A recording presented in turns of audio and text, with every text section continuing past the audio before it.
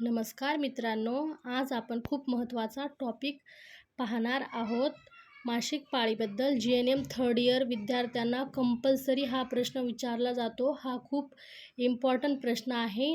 चला तर मग आपण व्हिडिओला सुरुवात करूया. मासिक पाळीची आपण व्याख्या पाहूया. मासिक पाळी म्हणजे गर्भधारणेची तयारी करण्यासाठी स्त्रीच्या प्रजनन संस्थेच्या होणाऱ्या चक्रीय बदलाची एक मालिका आहे. तर आपण त्याचा सरासरी कालावधी पाहणार आहोत. तर त्याचा सरासरी कालावधी 28 दिवसाचा असतो. सर्वसाधारण कालावधी त्याचा 21 ते 35 दिवसाचा असतो. आपण त्याचे हार्मोन्स गुंतलेले बघूया. FSH follicle stimulate hormone, LH luteinising hormone, oestrogen आणि प्रोजेस्टेरॉन.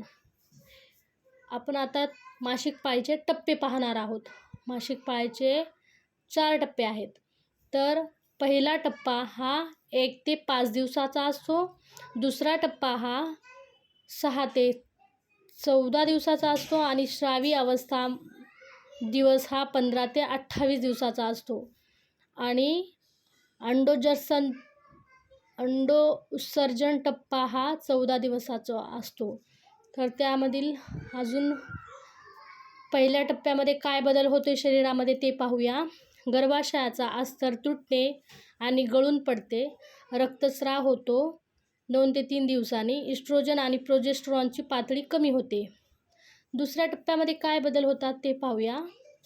इंडोमेट्रियम गर्भाशयाचे अस्तर पुन्हा तयार होऊ लागते. गर्भाशयाची फॉलिकल परिपक्व होते. इस्ट्रोजनची पातळी वाढते. तिसऱ्यामध्ये काय बदल होतो. अंडाशयातून परिपक्व अंडाणू बाहेर पडते. LH लाट येते. हा सर्वात सुपीक काळ आहे. आणि चौथ्या फेजमध्ये काय होतो. प्रोजेस्टेरॉनची पातळी जास्त होते.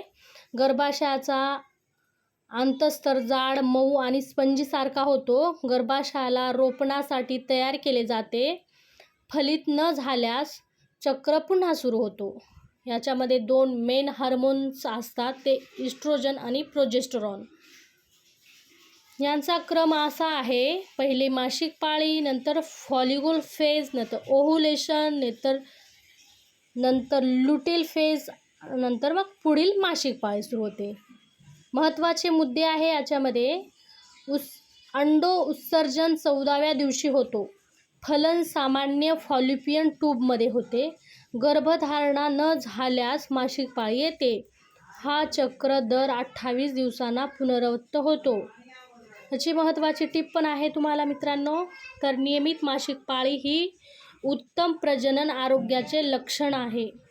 तर मित्रांनो, जर तुम्हाला माझे व्हिडिओ आवडत असेल, तुम्हाला आणखीन असे व्हिडिओ पाहिजे असेल तर चॅनलला लाईक करा, शेअर करा आणि सबस्क्राईब करा. चला भेटूया मग नेक्स्ट व्हिडिओमध्ये. बाय.